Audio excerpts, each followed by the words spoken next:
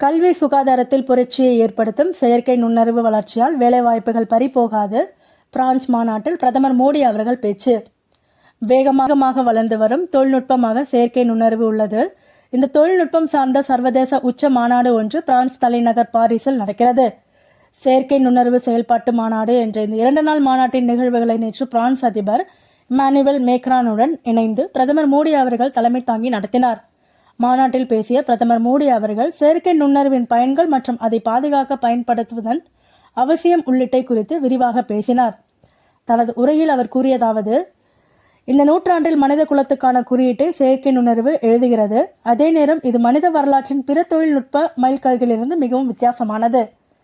முன்னபோதும் இல்லாத அளவிலும் வேகத்திலும் செயற்கை நுண்ணறிவு தொழில்நுட்பம் வளர்ந்து வருகிறது.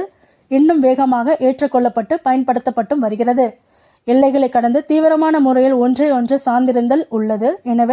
எனவே நமது பகிரப்பட்ட மதிப்புகளை நிலைநிறுத்துவதற்கும் அபாயங்களை தடுப்பதற்கும் நம்பிக்கையை வளர்ப்பதற்கும் நிர்வாகம் மற்றும் தரநிலைகளை நிறுவதற்கும் கூட்டு உலகளாவிய முயற்சிகள் தேவை. மனிதர்களை விட புத்திசாலித்தனத்தில் உயர்ந்தவையாக இருக்கிறதே என்று சிலர் கவலைப்படுகிறார்கள். ஆனால் நமது கூட்டு எதிர்காலத்திற்கும் பகிரப்பட்ட தலைவிதிக்கும் தெருவுகோல் மனிதர்களாகிய நம்மை தவிர வேறு யாரிடமும் இல்லை. செயற்கை நுண்ணறிவுக்கு எதிரான மிகப்பெரிய அச்சம் நிறைந்த முட்டுக்கட்டையாக வேலை இழப்பு இருக்கிறது. ஆனால் தொழில்நுட்பத்தால் மனித குலத்தின் வேலை வாய்ப்புகள் பறிபோகாது. இந்த தொழில்நுட்பத்தால் வேலையின் இயல்பு மாறும், புது வகையான வேலைகள் உருவாகும்.